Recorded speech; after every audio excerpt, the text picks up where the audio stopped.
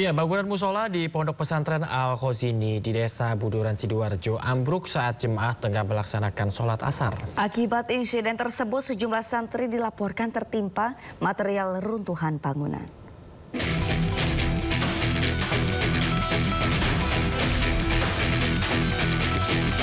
Tugas BPBD berupaya menolong korban yang terjebak di antara reruntuhan bangunan musola di Pondok Pesantren Al-Khozini Sidoarjo.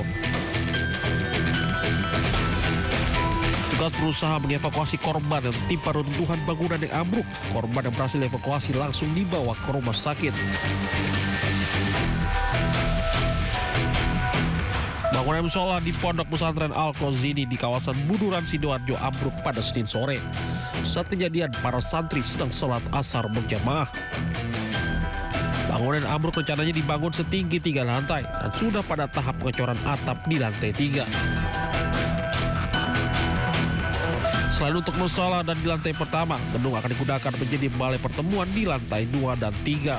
Renovasi sudah berlangsung beberapa bulan dan bangunan yang ambruk merupakan tahapan akhir proses renovasi. Dugaan awal fondasi bangunan tidak kuat menahan beban setelah pengecoran sehingga terjadi insiden tersebut. Dari Sidoarjo, Jawa Timur, Tim Liputan melaporkan.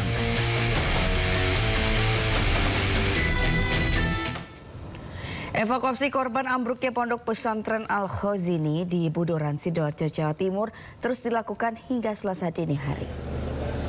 Ya, tim SAR gabungan bersama relawan setempat masih berupaya mencari dan mengevakuasi korban yang terjebak di dalam reruntuhan bangunan Pondok Pesantren Al-Khozini. Untuk mempermudah evakuasi, petugas mendatangkan eskavator. Tercatat 84 korban yang sudah dievakuasi dan saat ini menjalani perawatan medis di RSUD Sidoarjo, RS Siti Hajar, dan RS Delta Surya Sidoarjo. Sementara 1 korban meninggal dunia. Proses pencarian korban akan terus dilakukan hingga seluruh korban telah dievakuasi dari reruntuhan. Informasi awal menyebut insiden berawal dari pekerjaan pengecoran di lantai atas yang berlangsung sejak pagi. Dugaan sementara pondasi bangunan yang tidak mampu menahan beban tambahan hingga menyebabkan reruntuhan konstruksi dari lantai atas. Ini bangunan masih belum stabil, jadi alat berat dipakai untuk mencoba menyangga titik-titik yang sangat rentan itu tadi. Oksigen dan minuman dipastikan harus bisa diberikan kepada anak yang masih terjebak di dalam. Ya.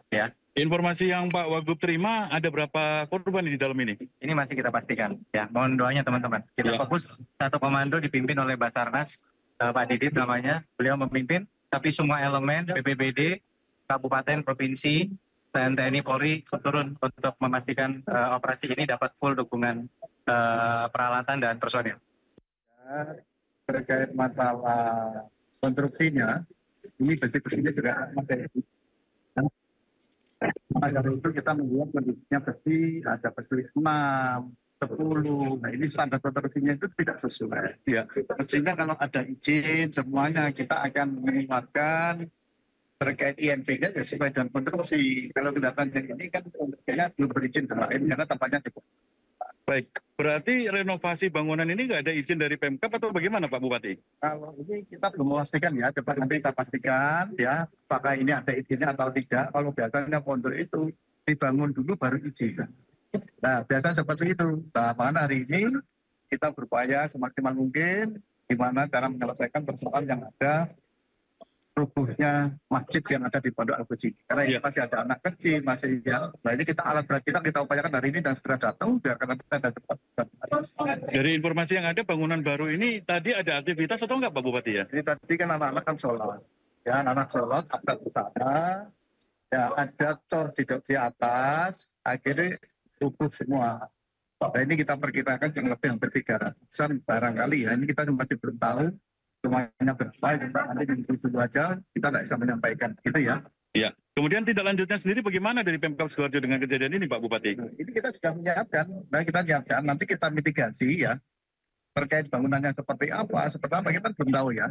Dan nanti kita mitigasi hasilnya seperti apa, dan nanti ini dimandatkan oleh Pak Wagub, intinya kita akan mengikuti prosedur seperti apa biar kalian.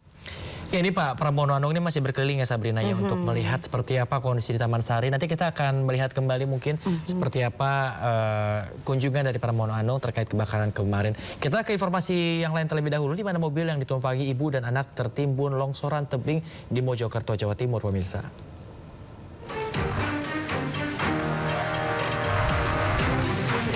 Beginilah kondisi longsor di jalur Kecamatan Pacet menuju Kecamatan Trawas, Kabupaten Mojokerto, Jawa Timur.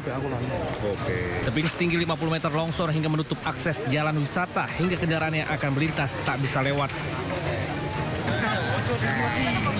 Longsor juga menimpa mobil yang sedang melintas dan masuk ke dalam jurang sedalam 5 meter. Beruntung mobil tertahan rumpun bambu sehingga tak masuk ke dalam sungai. Dua pengemudi mobil, seorang ibu dan anak selamat, hanya menderita luka ringan menjalani perawatan di Puskesmas Pacet.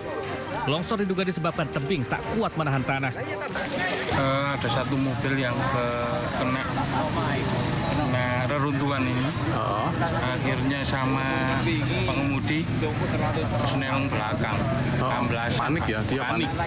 Akhirnya mobilnya masuk jurang. Alhamdulillah nggak ada korban. Kepolisian Polsek Pacet menutup akses jalan dari Pacet menuju Trawas. Pengendara diminta untuk mencari jalur alternatif lain menghindari longsor. Dari Kabupaten Mojokerto, Jawa Timur, Solahuddin Ayus melaporkan.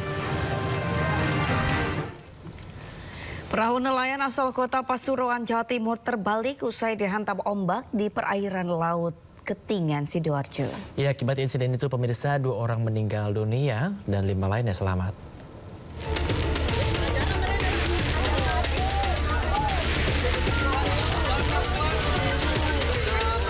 Polisi bersama warga mendorong perahu hingga ke tepi pantai di Kelurahan Panggung Rejo, Kota Pasuruan. Perahu tersebut membawa 2 jenazah yakni Hamimah dan Suya, warga Kelurahan Tapaan, Kecamatan Panggung Rejo, Kota Pasuruan. 2 jenazah dibawa ke RSUD R. Sudarsono, Kota Pasuruan untuk diotopsi. 2 korban merupakan penumpang perahu nelayan mengalami kecelakaan di laut. Perahu membawa 6 penumpang dan 1 nahkoda bergerak menuju perairan Gresik mencari kerang jenis tiram. Nah, tiba-tiba perahu yang sudah terisi muatan kerang terbalik dihantam ke ombak perairan laut Ketingan, Sidoarjo. 2 orang meninggal, 5 lainnya selamat. Terbalik atau gimana? Langsung terbalik. Ombak masukin perahu langsung terbalik. Orangnya itu kacar-kacir semua, guys. Ombaknya besar. Berapa orang di perahu itu, Pak? 7 orang sama anak wajarnya. Terus setelah itu? Itu yang 3 udah hanyut, yang 4 itu. Termasuk istri Bapak? Ya, termasuk istri saya yang hanyut. Perahu nelayan yang ditumpangi nelayan mencari kerang di wilayah Katingan terhantam ombak dan terbalik. Nah, pada saat kejadian tersebut memang cuaca agak buruk. Jenazah telah dimakamkan di TPU tak jauh dari rumah mereka. Dari Pasuruan, Jawa Timur, Ceka Samudra, iNews melaporkan.